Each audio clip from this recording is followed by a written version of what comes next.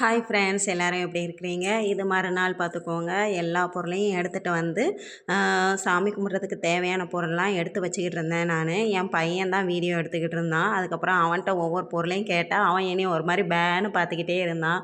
கொஞ்சம் டல்லாகவே தான் இருந்தேன். ஏன்னா ரொம்ப பேக் பெயின் இருந்துக்கிட்டே இருந்ததுனால என்னன்னே தெரியல, ரொம்ப டல்லாக இருந்தேன். அதுக்கப்புறம் சரி பால் காய்ப்போம், பால் காய்க்கிறதுக்கு ஊற்றுவோம் அப்படின்னு சொல்லிட்டு எடுத்து வச்சுருந்தேன். என் ஹஸ்பண்ட் காலையில் தான் வந்து மாட்டி கொடுத்தாங்க அடுப்பை. மாட்டி கொடுத்துட்டு சிலிண்டர் வந்து எடுத்துகிட்டு வரேன் அப்படின்னு சொல்லிட்டு போனாங்க. போனவங்க வர்றாங்க இன்னும் மறந்துக்கிட்டே இருந்தாங்க. சரி நம்ம அந்த பாலை கட் பண்ணி வெட்டி அடுப்புலையாவது வச்சு வைப்போம், வந்தோடனே எடுத்து போடுற மாதிரி காய்க்கிற மாதிரி இருக்கட்டும்னு சொல்லிட்டு ஒரு அடுப்பில் டீயும் ஒரு அடுப்பில் பாலும் காய்ச்சி வச்சேன் நான். சிலிண்டர் வந்ததுக்கப்புறம் காய்ச்சி வச்சேன். அதுக்கப்புறம் பார்த்திங்கன்னா ஃப்ரிட்ஜெல்லாம் ஓப்பன் பண்ணி வச்சாங்க. ஏன்னா அது மூடியே இருந்துச்சு, அதனால் ஓப்பன் பண்ணி வச்சுட்டு அதுக்கப்புறம் சாமி கும்பிட்டுட்டு பாலை காய்ச்சினதுக்கப்புறம் சாமி கும்பிட்டோம்.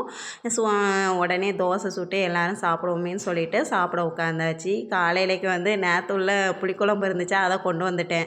அதனால் அதை வச்சு தோசை சுட்டு சாப்பிட்டுட்டு உட்காந்தாச்சு. அதுக்கப்புறம் மதியத்துக்கு தான் சோறு பொங்கி மட்டன் குழம்பு வச்சு அதுக்கப்புறம் சிக்கன் பொரித்து வச்சு அப்புறம் முட்டை வச்சு அதுக்கப்புறம் கொஞ்சோண்டு இனிப்பு செய்யணும்ல, அதனால் சக்கரை பொங்கலும் கொஞ்சம் வச்சேன். டேஸ்ட்டு செம்மையாக இருந்துச்சு. சக்கரை பொங்கல் எல்லோரும் நல்லாயிருக்குன்னு சொல்லுவாங்க, நினைக்கவே இல்லை, நல்லா இருந்துச்சு. பாய் ஃப்ரெண்ட்ஸ், அடுத்த வீடியோவில் நம்ம பார்க்கலாம்.